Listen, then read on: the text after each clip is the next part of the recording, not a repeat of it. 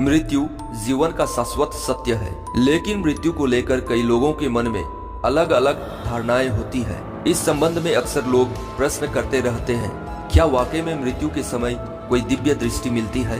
क्या मृत्यु के बाद यमलोक का यात्रा शुरू होती है, या सब कुछ सिर्फ एक भ्रम है? और अगर होती है तो आखिर मृत्यु के कितने दिनों के बाद आत्मा यमलोक पहुंचती है? लेकिन प्राचीन काल में ये सभी प्रश्न श्री हरि विष्णु से उनके वाहन गरुड़ जी ने पूछे थे। तत्पश्चात भगवान विष्णु ने गरुड़ पुराण के रूप में इन सभी प्रश्नों के उत्तर विस्तार पूर्वक प्रस्तुत किए थे। इसमें उन्होंने बताया था कि किस प्रकार से भिन्न भिन्न जीवात्मा को भिन्न भिन्न मार्ग से होकर गुजरना पड़ता है।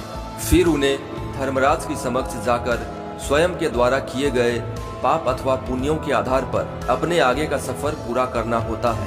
तो चलिए मित्रों, एक बार विस्तार से प्रकाश डालते हैं इस अद्भुत ग्रंथ पर। गरुड़ पुराण के अनुसार मृत्यु से पहले मनुष्य का आवाज चली जाती है, उसकी सारी इंद्रियां शिथिल पड़ जाती है। जब अंतिम समय आता है तो परमात्मा के द्वारा उसे दिव्य दृष्टि मिलती है, जिसके बाद वह सारे संसार को एक रूप में देखने लगता है। अब उसके मन के सारे विकार नष्ट होने लगते हैं। इस पुराण में बताया गया है कि मृत्यु के समय दो यमदूत आते हैं जो स्वरूप से अति भयानक प्रतीत होते हैं। वह मरने वाले के साथ ऐसा ही बर्ताव करता है जैसा अब तक उसने अन्य प्राणियों के साथ किया था। यदि मरने वाला प्राणी सज्जन है तो वह आसानी से अपना प्राण त्याग देता है, परंतु अगर वह पापी है तो यमदूतों के भय से ग्रस्त होकर आह की आवाज निकालते हुए कष्ट से शरीर को त्यागता है। तत्पश्चात यमदूत उसके गले में पास बांधकर उसे यमलोक की ओर ले जाते हैं और वह डरता डरता आगे बढ़ता है। मृत्यु का रास्ता अंधेरे और गर्म बालू से भरा रहता है। यमलोक पहुंचने पर पापी आत्माओं को यातनाएं दी जाती है। फिर उसे धर्मराज के कहने पर 13 दिनों तक के लिए उसकी उत्तर कार्य की पूर्ति हेतु आकाश मार्ग से घर पर छोड़ दिया जाता है। घर आकर वह जीवात्मा अपने शरीर में फिर से घुसने का प्रयास करती है, लेकिन यमदूत के पास से मुक्त नहीं हो पाती जब तक उस आत्मा के वंशज अर्थात पुत्र आदि उसका पिंडदान नहीं करते हैं। तब तक वह आत्मा भूखी प्यासी रहती है। फिर 10वें दिन के किए गए पिंडदान से उस आत्मा को चलने फिरने की शक्ति मिलती है। इसीलिए हिंदू धर्म में पिंडदान करना आवश्यक माना गया है। तत्पश्चात मृत्यु के 13वें दिन यमदूत उसे फिर से पकड़ लेते हैं। फिर शुरू होती है यमलोक की यात्रा, जिसमें आत्मा को 3 प्रकार के मार्ग मिलते हैं, जिन्हें अर्ची मार्ग, धूम मार्ग, उत्पत्ति विनाश मार्ग कहते हैं। अर्ची मार्ग देवलोक और ब्रह्मलोक के लिए होता है, इसे सबसे सर्वोच्च मार्ग माना जाता है।